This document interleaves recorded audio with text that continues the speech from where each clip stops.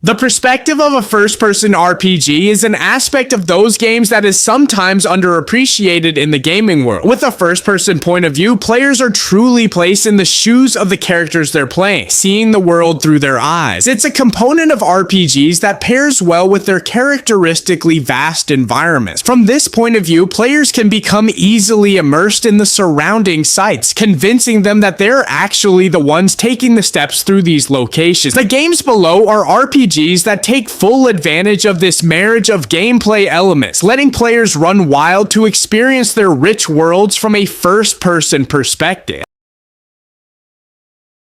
With mention of its influence being felt across a number of games on this list, it would be wrong not to give the King's Field series its own spot. These classic ARPGs set players on journeys across labyrinthian levels and dungeons, each filled to the brim with monsters for players to fight and secrets to discover. Each entry in the franchise is dripping with an addictive atmosphere, drawing players into its dark corridors for hours. King's Field. The ancient city stands out among the franchise as one of the best. Though it still shows its age like the rest of the series, the ancient city's polished visuals and quality of life improvements over the rest of the franchise make its first-person exploration the most satisfying to experience. Upon the announcement of Atomfall, many gamers were quick to call it a British Fallout, drawing parallels between it and Bethesda's nuclear inspiration. Now that the game is in players' hands, it's safe to say that Atomfall is so much more than a different flavor of Fallout. The game handles exploration differently from other games by doing away with traditional objective markers and quests. Instead, players will collect leads, tidbits of information, and clues they can collect through various means that will guide them through the story and to new locations. It's a system that makes Atomfall's exploration feel more organic and rewarding when compared to other mainstay titles in the genre. Although Obsidian's Avowed was met with a mixed reception because of its writing, one area that critics seem to agree unanimously on is its world design and sense of exploration. The game is filled with so many moments where players will ask themselves, what's behind that waterfall? Or what's at the top of that tower? And Avowed remembers to do what some games unfortunately don't, which is to reward players for seeking these places out. Each cave, monster nest, or obscured path will end in something worth the player's time, whether it be loot or little nuggets of lore. Avowed has plenty of the latter, with the game being based on another of Obsidian's RPG series, Pillars of Eternity. It's hard to find a gamer who hasn't already enjoyed the magic of the Elder Scrolls V Skyrim's world. For many, it's the game that comes to mind when simply thinking of the RPG genre, and this is for good reason. Admittedly, Skyrim still lingers in people's minds, largely thanks to nostalgia, but to say that's the only reason is unfair. Playing the game today, fans are still treated to the beauty of its Norse-inspired setting. Picking a direction and running towards it still feels just as exciting as when the game dropped back in 2011. Soaking in its foggy woodlands feels like cozying up during a rainy autumn day and will likely continue to do so for years to come. Though third person is an option, the first person perspective is a must for those looking to really put themselves in the shoes of the Dragonborn. Similar to games like Arx-Fatalis, Delusion does not hold players' hands. Dropped into its vibrant polygon world, players will have to figure out its systems and mechanics all on their own. This may sound daunting or even annoying to some players, but discovering a new location or figuring out something as simple as where to find a certain merchant can feel extremely rewarding. Leveling up a character in Delusion is also achieved via the collection of delusions, floating skulls, that are scattered across the game's world. Developer Lovely Hellplace's decision to lock leveling behind these skulls actively encourages exploration, as players will need to search every nook and cranny to find them. Luncacid is an indie gem from developer KIRA that throws players into a subterranean world of fantasy and horror. Citing Kingsfield as a direct influence on its Steam page, Luncacid harkens back to classic ARPGs with its first-person dungeon-crawling gameplay. Its environments are possessed by a sense of mysticism and horror, with players jumping from areas like serene underground forests to crypts filled with all sorts of ghouls. The magic of Luncacid is in its exploration and the many secrets laid throughout the world for players to find. To say much more about it would spoil the experience.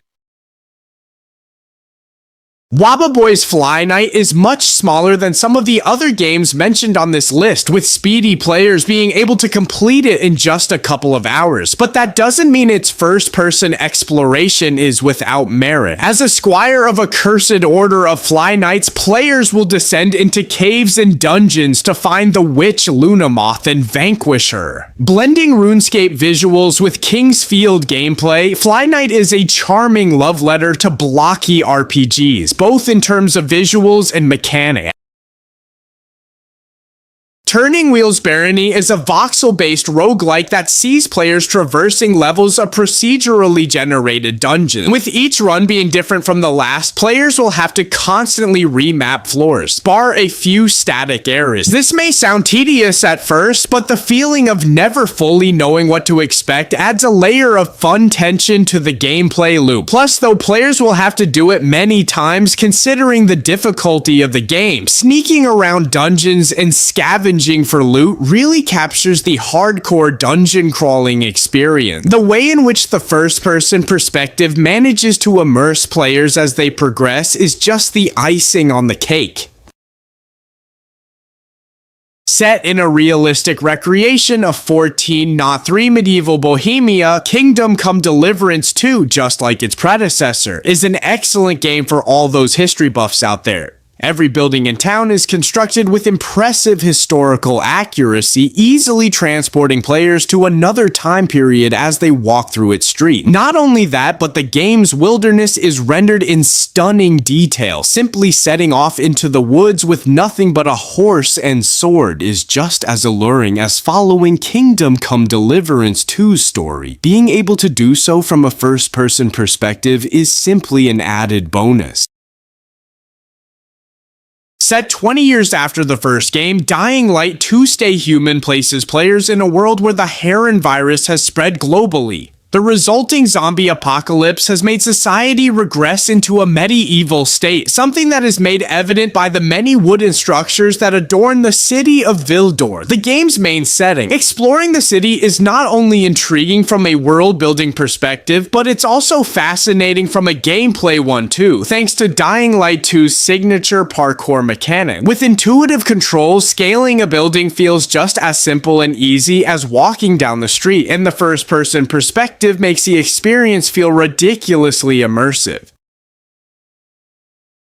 In Arcane's Arx-Fatalis, the sun has disappeared, forcing the races of this fantasy world to seek shelter beneath the earth. Exploring a setting without natural light is oppressive enough, but Arx stretches its dark fantasy muscles by sowing conflict between the various races now forced to rub shoulders. Arx doesn't hold players' hands either, leaving them to navigate this lightless world of war, famine, and monsters on their own. But it's this lack of direction that makes Arx such a treat to play even today. Mastering the game's detailed systems and navigating these underground communities in first person is an immersive journey all the way through.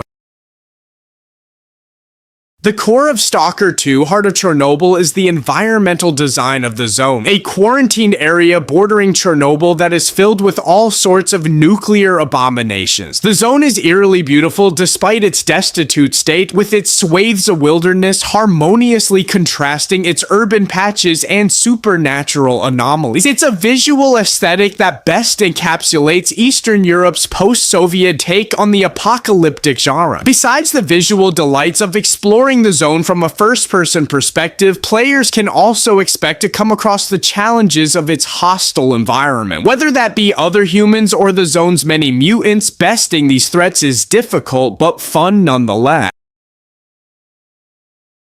Throughout Cyberpunk 2077's tumultuous history, one thing has remained certain to fans and critics alike: that its main setting, Night City, is one of gaming's most detailed and fun to explore urban environments ever. Drenched in neon lights and depravity, Night City is as beautiful to look at as it is dangerous to explore. Waiting around every corner is another cyber psycho for the player to shoot it out with, or a reminder that beneath its glamour, Night City is a truly dystopian rendition of a potential future. Experiencing the setting in first person makes it all the more immersive, as players really feel that they're wandering the streets of the city themselves. Set in the post-apocalyptic wasteland of the Mojave Desert, Fallout New Vegas's world on the surface may seem quite empty. That impression is quickly assuaged, however, once a player experiences the game for themselves. The moment players step out into the world, from a surgery instead of a vault like in previous games, New Vegas feels designed to constantly lead them towards something to do. There isn't a moment where players won't see something on the horizon to pursue or a character to interact with. Somehow the desert still manages to feel barren and harsh despite being so rich in content and life. It's a juxtaposition that acts as just one of the many reasons New Vegas remains among the best RPGs in games. Being able to experience it from a first-person perspective just allows the experience to feel even more immersive.